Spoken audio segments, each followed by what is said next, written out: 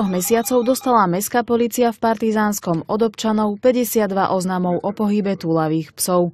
Z toho po príchode na miesto zaznamenala alebo zistila 29 prípadov, teda, že ten túlavý psík alebo teda psík sa nachádzal na tom mieste.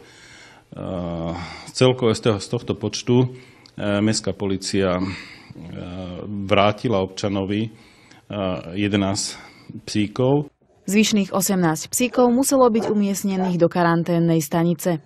Sme vedení ako karanténna stanica, ale psíkovia nemajú obmedzený termín, po ktorom keby vypršal, tak sú utratení. Psíkov neutrácame. Aj keď je pes v zmysle zákona definovaný ako vec, potrebuje riadnu starostlivosť.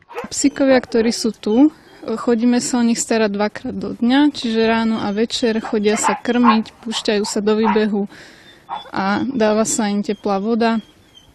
Samozrejme sa vyčistia voliery. Počas víkendov o 10. hodine sa chodí pravidelne venčiť, takisto aj počas sviatkov.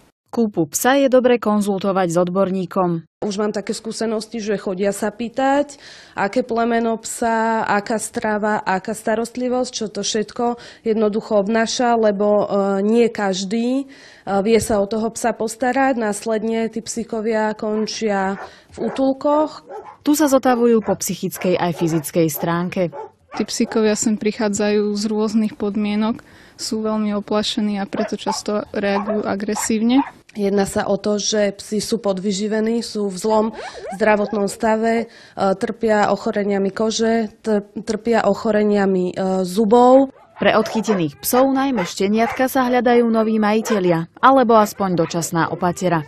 Väčšina psov útulkových patrí do rúk skúsenejším chovateľom. Ten pes vie preukázať veľmi veľkú dôveru, je veľmi vďačný a prítulný. Často vraj bývajú práve psi s útulkou na nezaplatenie.